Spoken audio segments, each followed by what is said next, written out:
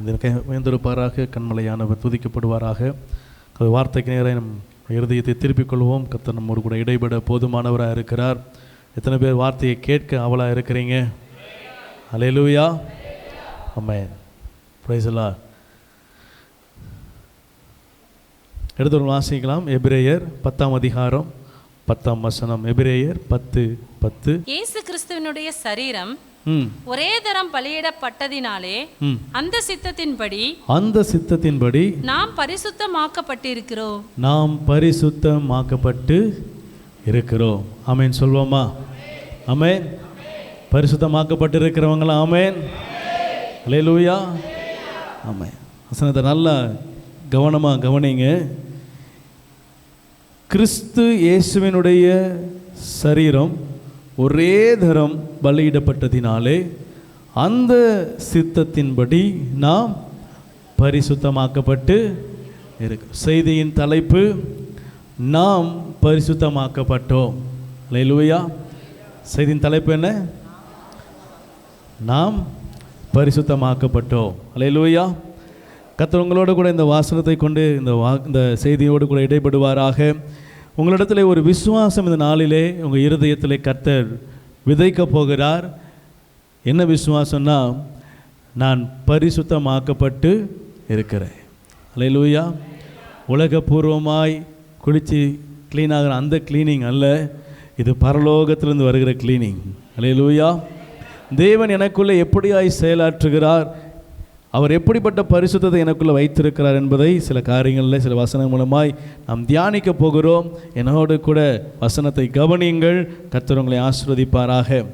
கிறிஸ்து இயேசுனுடைய சரீரம் ஒரே தரம் பலியிடப்பட்டதினாலே என்னுடைய பாவங்கள் எல்லாம் நீக்கப்பட்டு நான் என்ன செய்கிறேன்? அந்த சித்தத்தின்படி பரிசுத்தமாக்கப்பட்டு இருக்கிறேன்.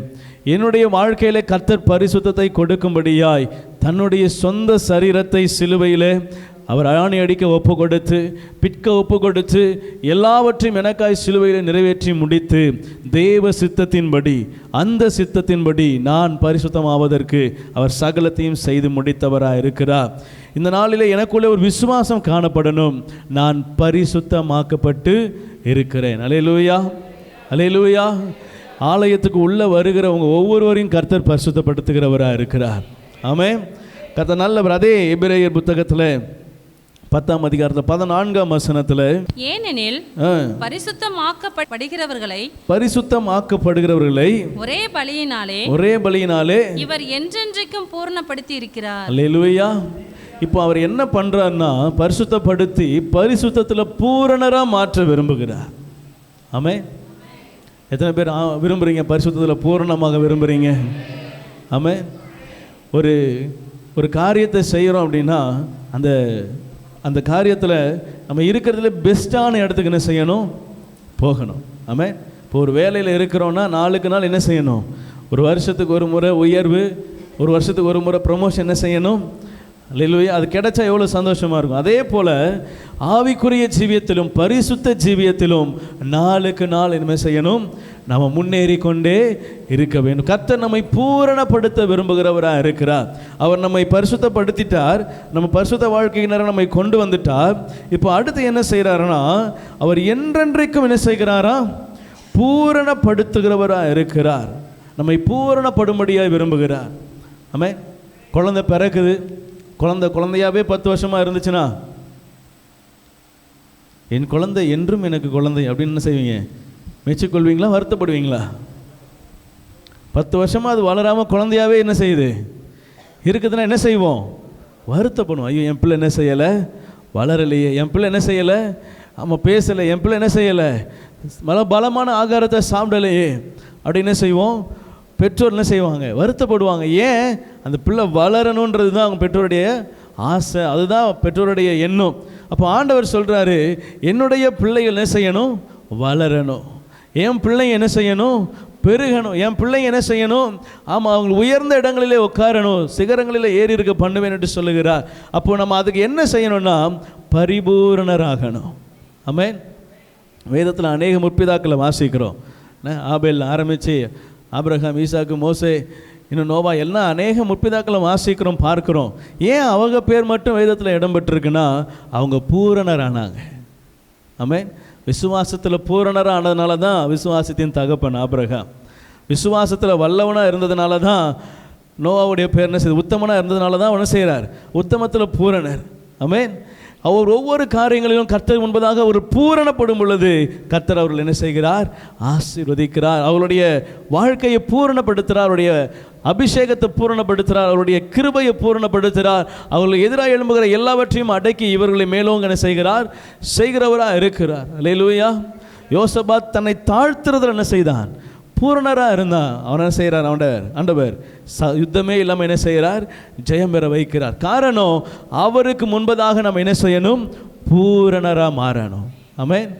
உங்களுக்கு ஒரு விசுவாசத்தை கொடுத்துருக்கிறார். எத்தனை பேர் விசுவாசிக்கிறீங்க கர்த்தர் எனக்கு எல்லாவற்றையும் செய்வார்னு? அந்த விசுவாசத்தில் நீங்கள் பூரணராக ஆகணும். ஆமென். செய்வார், செய்யாமலே ஒரு வேளை போகலாம் அப்படின்னு நினச்சிட்டா, இல்லை அப்படி ஒரு யோசனை வந்து போனால் கூட என்ன செஞ்சிடணும், அப்புறம் வாயன் ஆண்டவரே நீர் செய்வீர் முழுமையாக விசுவாசிக்கிறேன். ஆமென். அப்படி செய்யும் பொழுது நம்ம பூரணராகும் பொழுது கர்த்தர் நமக்கு கொடுக்கிற ஆசீர்வாதங்கள் நிறைவாய் காணப்படுகிறதா இருக்கிறது. சிலுவையில் அவர் எனக்கு கொடுக்கிற முதல் ஆசீர்வாதமே, சிலுவையின் பலியுடைய பூரணமே பரிசுத்தம்தான். ஆமென். நீங்கள் இந்த ஒன்றில் பரிபூர்ணம் ஆயிட்டீங்கன்னா அவங்க ஆண்டவர் ஆட்டோமேட்டிக்காக அவங்களை என்ன செய்வார், உயர்த்துவார். வேதத்தில் பிரதான கட்டளை, முக்கிய கட்டளை, எல்லா கட்டளையிலும் முக்கிய பிரதான கட்டளை ஒன்றே ஒன்று தான். என்னது? உன்னிடத்தில் அன்பு கூறுகிறது போல பிறரிடத்திலும். இதுதான் பைபிள், ஹோல் பைபிளுடைய ஒரே ஒரு ஷார்ட்டாக முடிக்கணும் அப்படின்னா ஆண்டவர் நியாயப்பிரமாணம், கட்டளை எல்லாத்தையும் சேர்த்து ஒரே இதில் முடிக்கணும்னா இந்த ஒரு வசனத்தில் அடக்கிறார். உன்னை நேசிப்பது போல பிறனை நேசிப்பாயா. இதுதான் பிரதான கட்டளை, இதுதான் ராஜரீக கட்டளை, இதுதான் எல்லா கட்டளைக்கும் மேலான கட்டளை. அல்லேலூயா. ஆமென். அடுத்தபடியாக ஆண்டவர் ஒன்று சொல்வாரானால், நான் பரிசுத்தர் ஆகையால் நீங்களும் பரிசுத்தராக இருங்க. அல்லேலூயா. என்னுடைய பிள்ளை நீங்கள் சொல்கிறீங்க அப்படின்னா என்னை போலவே என் பிள்ளை என்ன செய்யணும், இருக்கணும். அல்லேலூயா. அல்லேலூயா. கடந்த நாட்களில் என்னுடைய சின்ன வயசு ஃபோட்டோவை எடுத்து பார்த்தேன். இப்போ ஜெஸ்வினோட ஃபோட்டோவை எடுத்து அப்படியே பக்கத்தில் வச்சு பார்த்தா எனக்கு என்னவோ ரெண்டும் ஒரே மாதிரி என்ன செய்யுது. அல்லேலூயா. நான் இது மற்றவங்களிடத்துல பார்த்துருக்கிறேன், ஆனால் என் வாழ்க்கையில் நானே இப்படி பார்ப்பேன்னு எதிர்பார்க்கல. எதாச்சியாக தச்சமாக நான் செய்கிறேன், பார்க்குறேன். அகஸ்டின் ஜெவகுமார் நான் பார்ப்பேன், அவர் பையனை பார்த்தா அவரை பார்க்க வேணாம், ரெண்டு பேரும் என்ன செய்வாங்க, ட்வின்ஸ் மாதிரியே இருக்கிறாங்க. இப்போ ஆண்டவர் என்ன செய்கிறாரு பாருங்கள், சரீர அவயவத்தில் கூட என்ன செய்கிறார், ஒரே மாதிரி என்ன செய்கிறார், இவனுடைய பிள்ளை இவன் என்ன செய்கிறார், அடையாளப்படுத்துகிறார். ஆமாம். இப்போ அவர் அகஸ்டின் ஜெவகுமாரனை பார்த்துட்டு அவர் பையனை பார்க்கும்போது என்ன செய்வாங்க, யாரும் சொல்ல வேணாம், பார்த்தவொடனே இவர் பையன், இவர் இன்னாருடைய பையன். அல்லேலூயா. சரீர அவயவங்கள் ஒன்றாக இருப்பதனால் மாத்திரமல்ல, நீங்களும் நானும் கிறிஸ்துவின் அன்பை வெளிப்படுத்தலாம் இருப்போமானால் இவன் கிறிஸ்தவன் ஆட்டோமேட்டிக்காக சொல்லிடுவாங்க. அல்லேலூயா.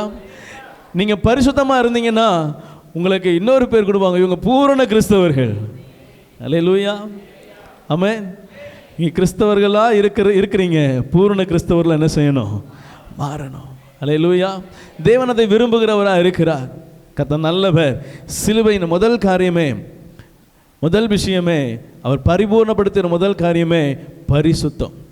என் ஜனங்கள் இதுவரைக்கும் பாவத்துக்கு அடிமையாக இருந்தாங்க, என் சிலுவையின் மரணத்தினாலே அவர்களை பாவ சாப ரோகத்திலிருந்து விடுவித்து அவர்கள் என்ன செய்திருக்கிறேன், பிதாவோடு கூட ஒப்புரவாகும்படியாய் அவர்களை பரிசுத்தப்படுத்தி இருக்கிறேன். அல்லேலூயா.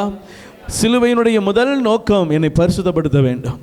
என் ரத்தத்தை, அவருடைய ரத்தத்தை வைத்து என்ன செய்யணும், கழுவி சுத்திகரிக்கணும். என்னை பரிசுத்தமாக என்ன செய்யணும், அழுக்கற கழுவணும். என்னை உச்சந்தலை முதல் உள்ளங்கால் வரை என்கிட்ட இருக்கிற எல்லா தேவனுக்கு பிரியமில்லாத கரைகளும் என்ன செய்யணும், கழுவப்பட வேண்டும். அதற்காகவே முதலாவது சிலுவையில் ரத்தம் சிந்தப்பட்டது, நமக்காக சிந்தப்பட்டது. இப்போது எனக்காக சிந்தப்பட்ட ரத்தத்துக்குள்ளே நான் என்ன செய்யணும், என்னை மறைத்து கொள்ளணும். அல்லேலூயா. ஆமென். கழுவ ஒப்பு கொடுக்குறீங்களா? நான் சொல்கிறேன், இந்த செய்தி முடியும் போது உங்களுக்குள்ள விசுவாசம் பெருகி இருக்கணும். உங்களுக்குள்ள உங்கள் இருதயத்தில் நான் எப்படிப்பட்ட பரிசுத்தத்துக்கு நேரம் அழைக்கப்பட்டிருக்கிறேன்றதை நீங்கள் உணர்ந்து கொள்வீங்க. அல்லேலூயா. அல்லேலூயா. ஆமாம். யூதா நிருபத்தில் 1ஆம் அதிகாரத்தில் 1ஆம் வசனத்தை வாசிக்கலாம். இயேசு கிறிஸ்துவினுடைய ஊழியக்காரனும் யாக்கோபினுடைய சகோதரனுமாய் இருக்கிற யூதா பிதாவாகிய தேவனாலே பரிசுத்தமாக்கப்பட்டவர்களும். அல்லேலூயா. யாரால பரிசுத்தமாக்கப்பட்டவர்கள்? பிதாவாகிய தேவனால் பரிசுத்தமாக்கப்பட்டவர்களும் இயேசு கிறிஸ்துவினாலே காக்கப்பட்டவர்களுமாகிய அழைக்கப்பட்டவர்களுக்கு. அல்லேலூயா, அல்லேலூயா. இதில் 3 காரியத்தை சொல்றாரு. 1, பிதாவாகிய தேவனால் பரிசுத்தமாக்கப்பட்டவர்கள், இயேசு கிறிஸ்துவினால் காக்கப்பட்டவர்கள், அப்புறம் அழைக்கப்பட்டவர்கள். ஆமென். இந்த 3 கேட்டகரியிலும் நீங்கள் இருக்கிறீங்க. ஆமென் சொல்லுவோமா? முதலாவது கவனிங்க, இந்த பரிசுத்தம் யாரால நமக்கு கிடைக்கிறது? பிதாவாகிய தேவனால். ஆமென். பிதாவாகிய தேவன் தன் ஒரே பேரான குமாரனை இந்த உலகத்திலே தந்தருளி இவ்வளவாய் நம்மிடத்தில் அன்பு கூர்ந்தார். அவர் நம்மிடத்தில் அன்பு கூர்ந்ததுடைய வெளிப்பாடு அவருடைய சொந்த இரத்தத்தை சிந்தும்படியாய், அது நிமித்தமாய் நமக்கு பாவ மன்னிப்பு உண்டாகும்படியாய், என் பாவங்கள் அவருடைய இரத்தத்தினால் கழுவப்படும்படியாய் பிதா எனக்காக குமாரனை என்ன செய்தார்? கொடுத்து என்னை பரிசுத்தமாக்கி இருக்கிறார். அல்லேலூயா. உலகத்தில் யாரும் செய்ய முடியாத ஒரு காரியம் கர்த்தர் எனக்காக என்ன செய்தார்? செய்திருக்கிறார். என்ன? பிதாவினால் நான் பரிசுத்தமாக்கப்பட்டிருக்கிறேன். ஆமென். பக்கத்தில் பார்த்து சொல்லுங்க, நீங்க பிதாவினால் பரிசுத்தமாக்கப்பட்டவர்கள். அல்லேலூயா.